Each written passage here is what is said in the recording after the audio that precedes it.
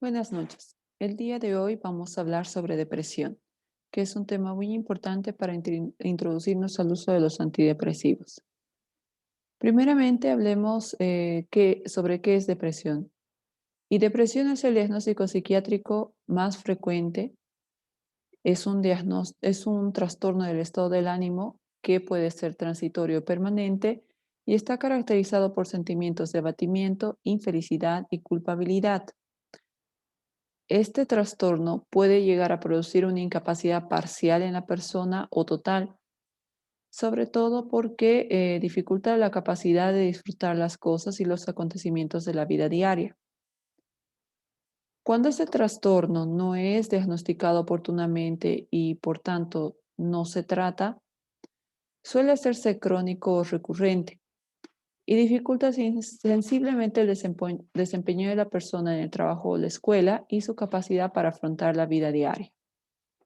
Este trastorno es un trastorno conocido desde la antigüedad, como vemos en la imagen, que está descrito ya en el Antiguo Testamento cuando se describe un síndrome depresivo en el rey Saúl.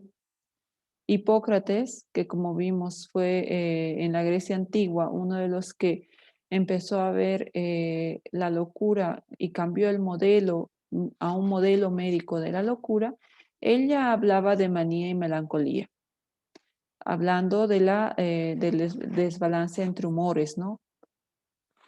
Luego, más adelante, en el paso de la historia, en 1899, Emil Kraepelin describe ya las psicosis maníaco-depresivas en pacientes donde empezó a clasificar de acuerdo a características similares a pacientes que tenían este tipo de sintomatología, ¿no? Y los llamó de esta manera.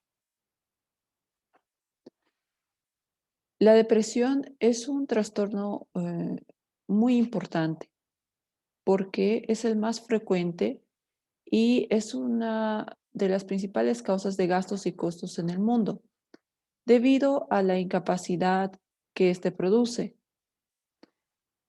Como vemos acá, alrededor de 350 millones de personas en el mundo sufren de depresión y se dice que de 3 personas, una persona ha tenido depresión en algún momento de su vida. La depresión es la principal causa mundial de discapacidad y contribuye de forma muy importante a la carga mundial general de morbilidad. Esto ha ido aumentando drásticamente en los últimos años y cada vez vemos mayores índices y prevalencia de depresión. En este tiempo que hemos estado con el COVID, hay más casos de ansiedad, pero también estamos viendo más casos de depresión. Y esto se prevé que para los siguientes años vaya a aumentar mucho más por todas las dificultades sociales que las personas están viviendo, dificultades económicas y otros problemas, ¿no? Entonces, la depresión tiene el gran problema de que produce incapacidad parcial o total, como ya mencionamos antes. Por la depresión, las personas dejan de asistir a sus fuentes laborales, se producen bajas médicas, dejan la escuela, no son productivos para la sociedad. Por tanto, esto implica un gran gasto para la sociedad también. Y hoy en día se trata de dar mayor relevancia en, en general a la salud mental, pero la depresión por ser el más frecuente de todos los trastornos. Como vemos en esta imagen, si nosotros comparamos entre distintas patologías los días que se pierden de trabajo por año, por enfermedad, vamos a ver que en el trastorno depresivo es el que más días laborales perdidos genera por año, ¿no? Y más alto que los trastornos cardiovasculares, que la hipertensión arterial o que la diabetes, por ejemplo. Según la Organización Mundial de la Salud, es frecuente en todas las regiones del mundo. La prevalencia de trastorno depresivo mayor a lo largo de la vida es de 5 a 17% del trastorno depresivo mayor. porque como vamos a ver más adelante, el trastorno depresivo o los episodios depresivos pueden clasificarse en leves, moderados y graves o mayores. Pero cuando hablamos solo del mayor, tiene una alta prevalencia. Y si hablamos de depresión en general, la de prevalencia es mucho más alta, llegando incluso más del 25% de la población. Este es más frecuente en mujeres que en varones en una relación de 2 a 1, es decir, por cada 2 mujeres que sufren depresión, un varón sufre depresión. Aparece con más frecuencia en personas que no tienen relaciones interpersonales estrechas y se ha hecho el estudio, ¿no? Con varios factores, ¿no? Que pueden precipitarlo o que pueden contribuir en la génesis de la depresión. En cuanto al nivel socioeconómico, no hay una relación directa o fuerte porque la depresión se presenta en cualquier nivel socioeconómico, tanto bajo como altos, igual puede existir depresión y en prevalencias similares. En cuanto a la depresión asociada a otras enfermedades, ¿por qué yo ya pongo esta diapositiva? El problema con la depresión es que al quitar la capacidad de disfrutar las cosas en la vida, al ver una luz adelante en la vida y otras cosas que vienen con la depresión, hace que muchas personas que ya sufren otras enfermedades dejen de cuidarse adecuadamente y puede empeorar las enfermedades u otras enfermedades que ellos tienen.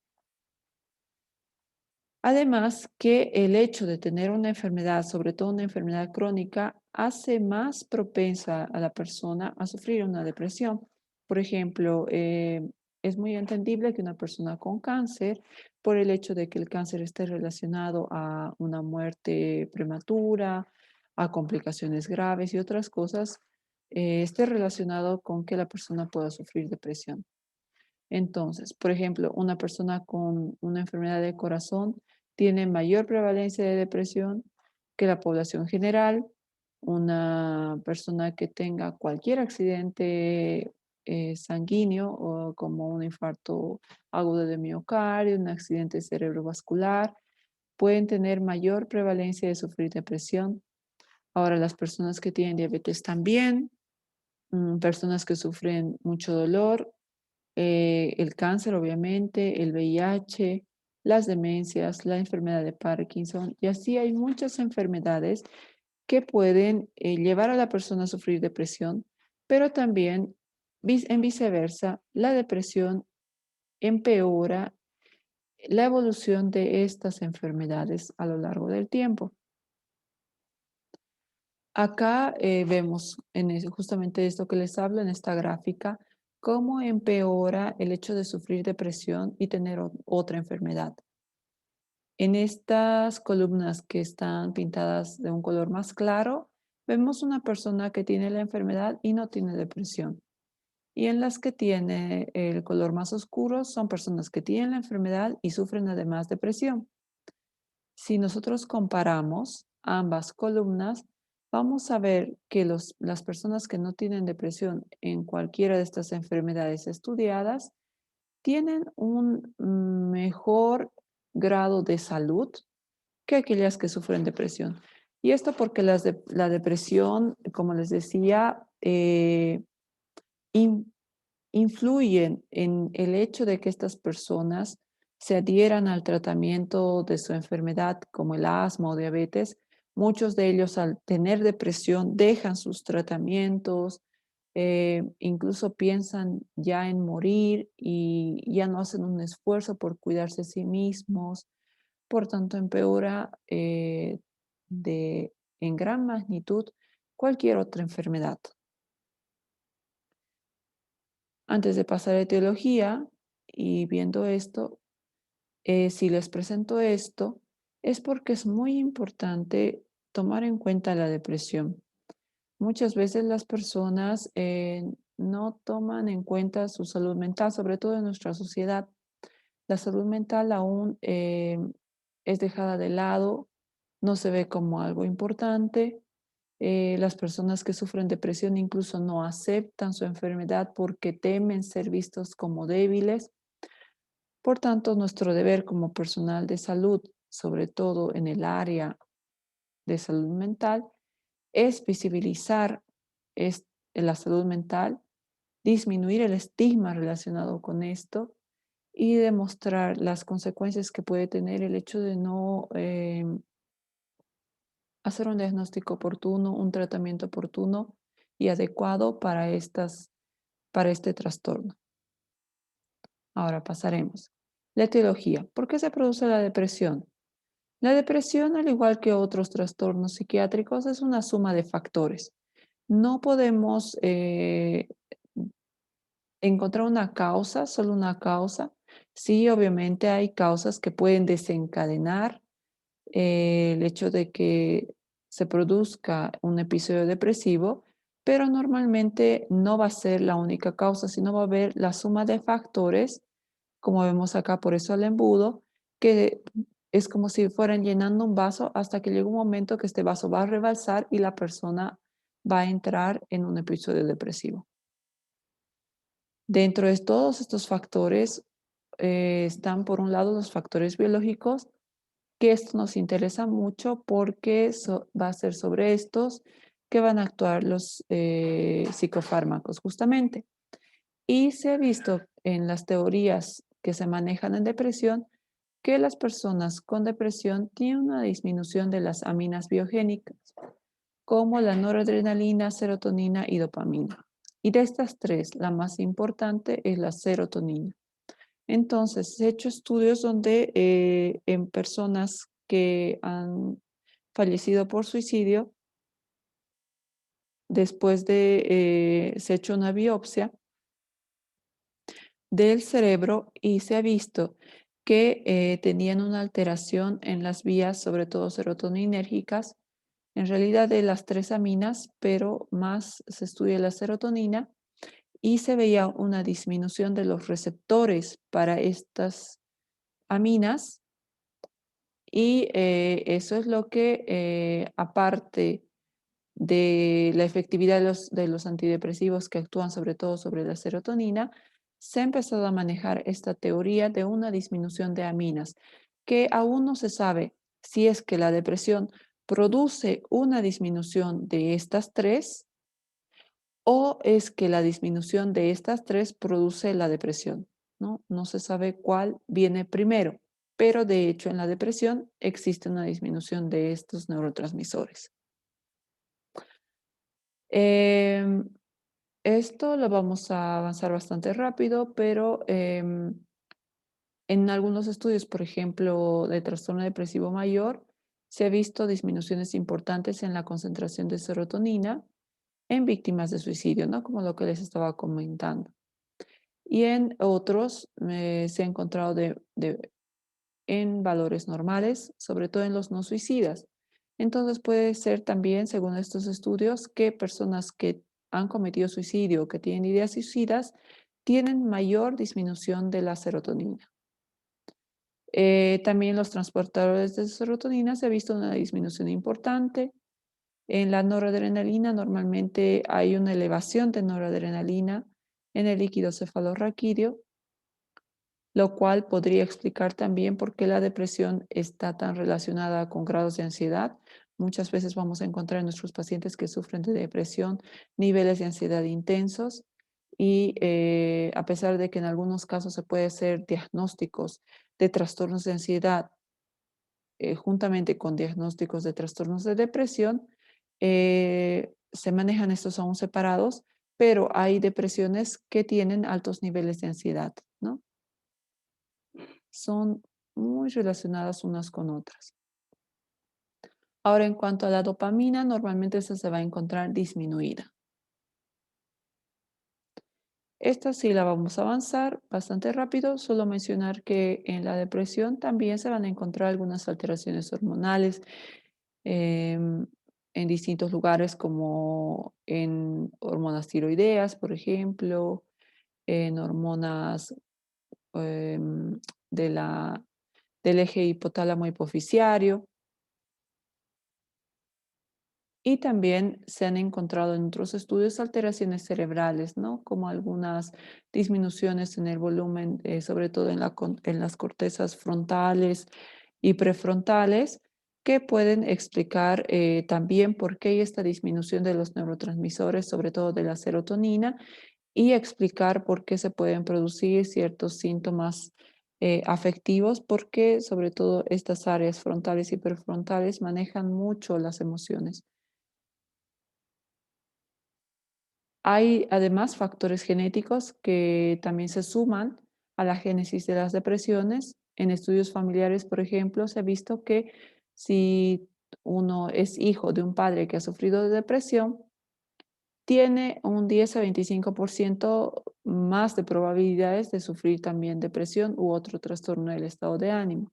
Esto se ha hecho en estudios de adopción incluso, porque como la depresión también tiene bastante relación con los factores ambientales, se ha ido haciendo seguimiento a niños adoptados, sobre todo gemelos, por ejemplo, donde se ha visto que a pesar de estar en lugares y ambientes distintos, por la herencia familiar podían generar ambos depresión con una tasa de concordancia de 70%, es decir, que de 10 gemelos, por ejemplo, de 10 pares de gemelos, 7 en ambos desarrollaban la depresión, a pesar de vivir en casas distintas, con factores ambientales distintos. eh, entonces, esto explica que sí, el factor genético y la herencia es muy importante en la génesis de la depresión. Los factores psicosociales son lo otro que es grande, ¿no? Sobre todo las situaciones estresantes vitales. Y la personalidad de la persona también influye bastante, ¿no? Hay personas que de hecho tienen una personalidad más con tendencia depresiva, un temperamento más depresivo, entonces son más propensos a sufrir episodios depresivos. Hay muchas enfermedades que se pueden relacionar con la depresión mayor, como ya les mencioné antes, solamente vamos a dejarlo acá esto. Y aparte de las enfermedades, también hay algunos medicamentos que pueden producir depresión mayor. Por eso cuando se hace una valoración, una persona que nosotros sospechamos depresión, es necesario ir evaluando antecedentes de enfermedades, evaluando posibles tratamientos o medicamentos que ellos hayan estado tomando, porque hay muchas enfermedades que pueden simular cuadros depresivos y también muchas enfermedades que pueden llevar a cuadros depresivos y usos de medicamentos que producen síntomas depresivos, ¿no? Entonces es muy importante evaluar esto y descartar, ¿no? Para hacer un diagnóstico bien hecho de trastorno depresivo. En cuanto al cuadro clínico, la depresión está caracterizado por un estado de ánimo depresivo, la desesperanza o tristeza y la pérdida de interés o placer que se llama anedonia. Estos dos síntomas, la tristeza y la anedonia, son los síntomas claves de la depresión y los vamos a ver en ambos manuales, en manuales de diagnóstico que son el CIE-10 y el DSM-5. Aparte de esto, hay otros síntomas que se acompañan como la dinamia, la ansiedad y problemas del sueño. Muchos de los pacientes que tienen depresión, sobre todo depresión mayor, en algún momento de la enfermedad empiezan a desarrollar ideación suicida. Esta ideación tiene distintos grados. Viene desde grados como solamente pensamientos de muerte, luego alguna ideación suicida, planeación suicida, que ya es empezar a buscar formas en las que una persona podría realizar esto, la intención suicida y por último el suicidio mismo, ¿no? El acto. 10 a 15% de las personas que sufren depresión mayor cometen suicidio. Luego, aparte de eso, hay otros cambios, ¿no? Que están relacionados con la alimentación, por ejemplo, y sobre todo disminución del apetito asociado a pérdida de peso.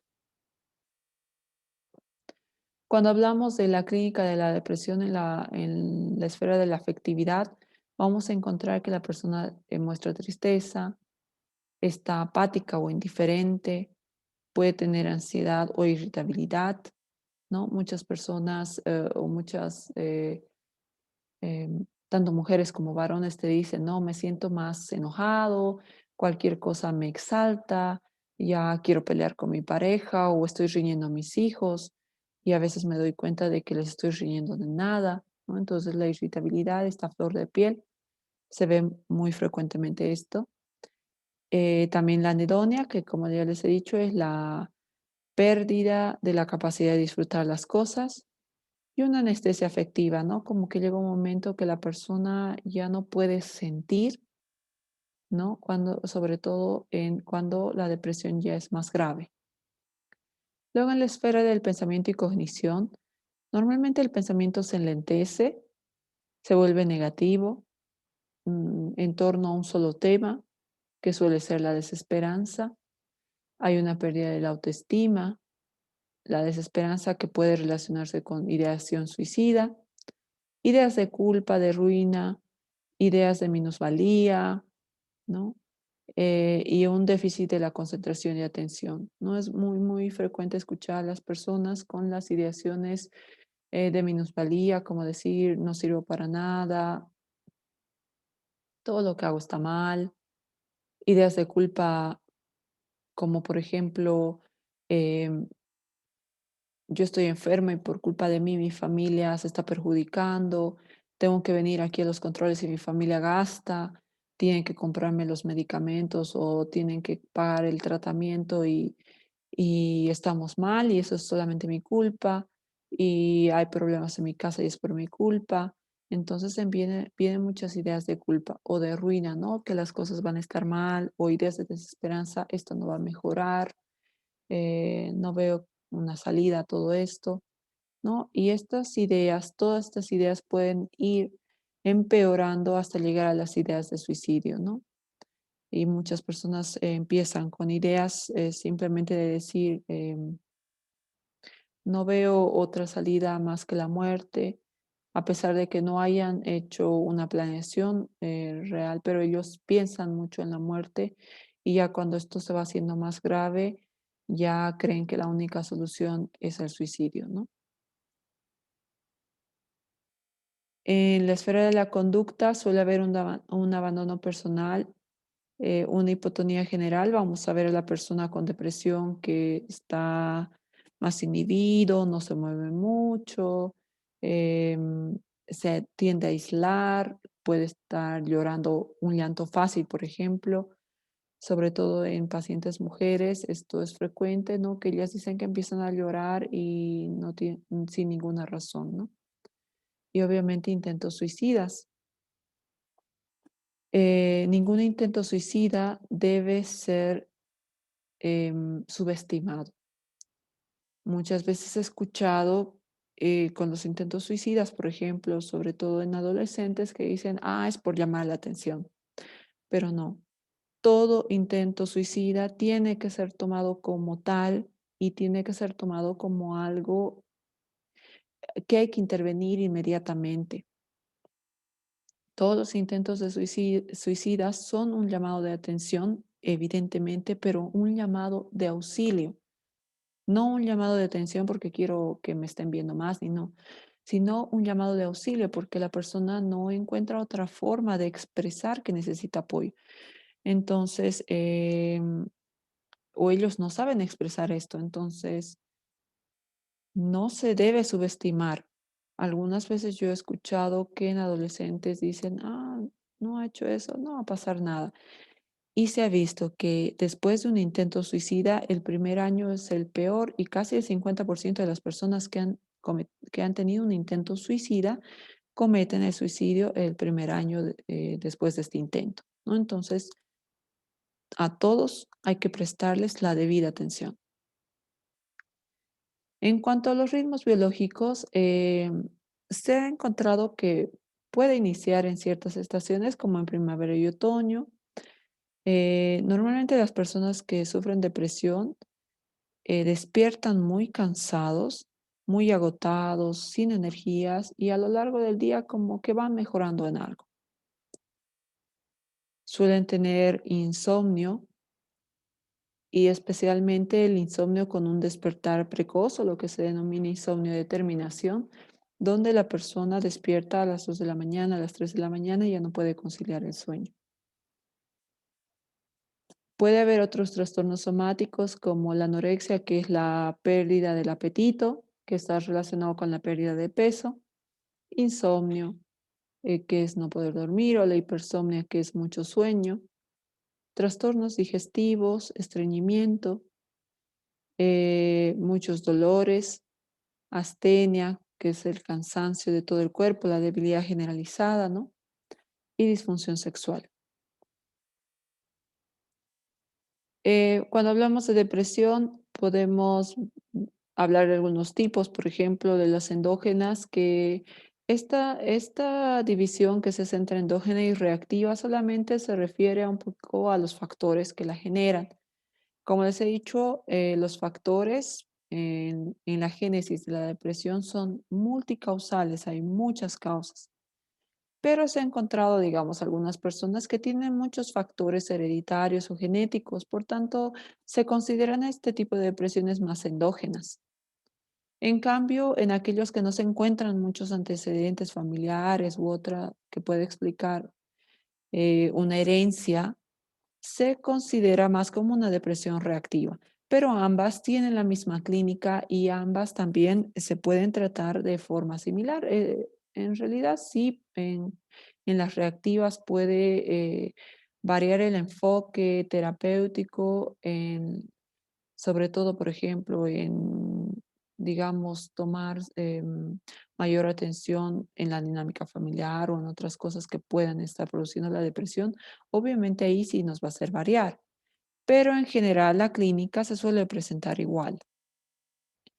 Ahora, también se habla de depresión unipolar, que son aquellas personas que a lo largo de su vida solamente hacen episodios depresivos, o la depresión bipolar, que lo vamos a ver cuando veamos estabilizadores del ánimo, que aparte de tener episodios depresivos, la persona además tiene episodios maníacos. Em, Esto lo vamos a pasar. La depresión se puede presentar a cualquier edad, desde niños hasta adultos mayores. Tienen ciertas características que las diferencian por la edad, ¿no? Por ejemplo, los niños, sobre todo los niños más pequeños, pueden tener dificultades en expresar sus emociones y por tanto en ellos se puede ver alteraciones más en la escuela, por ejemplo, ¿no? Una disminución de su rendimiento académico, un comportamiento también más hipercinético, más destructivo u otro tipo de cosas, ¿no? Comportamientos o alteraciones del comportamiento. En adolescentes, también muchos de ellos no suelen manifestar una tristeza, sino más bien alteraciones en el comportamiento y algunas conductas que podrían considerarse inadecuadas, eh, como verse involucrados en conductas antisociales y en el uso de sustancias psicoactivas. Los adultos son los que presentarían esta clínica que se describe, ¿no? Más típicamente. Y en la tercera edad, los adultos mayores le dan mayor importancia a al cuerpo. Entonces ellos somatizan bastante, ¿no? En vez de decir que se sienten tristes, suelen somatizar los síntomas, suelen somatizar la tristeza, quejándose constantemente de dolores, ¿no? Entonces hay bastante también en ellos hipocondría, muchas quejas orgánicas en adultos mayores. El diagnóstico Em, se puede realizar a través del DSM-5 o la CIE-10 que tenemos acá. Como les dije, ellos toman dos síntomas centrales, que por un lado es la tristeza o desesperanza y por otro lado es la anedonia o lo que es la pérdida de interés o placer. Tanto en el DSM-5 como en el CIE-10 están estos. ¿no? Acá está B, el humor depresivo y la pérdida de capacidad de interesarse y disfrute. Y aparte, consideran otros síntomas, ¿no? Que pueden estar presentes y para ver la gravedad, por una parte es la cantidad de síntomas que acompañan, pero más fundamental es el deterioro funcional que presenta la persona o la afectación que tiene en su vida, ¿no? Tanto familiar, laboral, escolar. Entonces, ese criterio es muy importante, así como habíamos visto antes en la esquizofrenia, en depresión también es muy importante ese criterio para hacer el diagnóstico, no solamente la sintomatología, se tiene que ver más allá, qué tanto está afectando a la persona, qué tanto le está afectando en su familia, qué tanto le está afectando en el trabajo, se ha dejado de trabajar, se ha dejado de estudiar, ¿no? Esto nos va a dar mayores luces de la gravedad del trastorno. Sin eso es difícil hablar de un trastorno porque, por ejemplo, estos síntomas pueden presentarse en otras situaciones sin causar un deterioro funcional de la persona, entonces ahí todavía no estamos hablando de un trastorno. Cuando existe ya el deterioro funcional, sí hablamos de trastornos. Ahora, en cuanto al tratamiento, en el tratamiento hay que hacer obviamente primero toda una evaluación, hay que hacer un diagnóstico. La depresión de acuerdo a la gravedad, a la afectación en la funcionalidad de la persona, se puede dividir en depresión leve, en depresión moderada, depresión grave y bueno, hay otros como la depresión grave con síntomas psicóticos. Em, Normalmente, eh, la depresión leve y la depresión moderada no tienen, sobre todo la leve, no tienen una indicación de tratamiento psicofarmacológico. Pero cuando ya hablamos de una depresión grave y una depresión grave con síntomas psicóticos, obviamente ahí ya sí tenemos que iniciar un tratamiento farmacológico. Pero primero, una vez establecido el diagnóstico, se empiezan con los objetivos terapéuticos. Y primero hay que ver la respuesta, ¿no? Hay que buscar qué respuesta, a qué queremos llegar, qué queremos mejorar. Hay que, una vez llegando a la remisión, mantener obviamente la remisión y luego la recuperación, ¿no? Porque primero se va a responder al tratamiento, luego va a haber una remisión de los síntomas y luego la persona va a empezar a recuperar nuevamente lo que ha perdido por la depresión, ¿no? Em, Se va a revertir esta repercusión en su funcionalidad, por ejemplo. Y en lo que es el tratamiento, hablamos del tratamiento no farmacológico y farmacológico. En el no farmacológico, obviamente, hablamos de la terapia psicológica, del apoyo familiar, terapias familiares u otro tipo de terapias también. Y en el farmacológico hablamos sobre todo de los antidepresivos, que los antidepresivos son los psicofármacos de primera línea para el tratamiento de trastornos depresivos mayores y, bueno, en algunos casos se evalúa para trastornos depresivos moderados.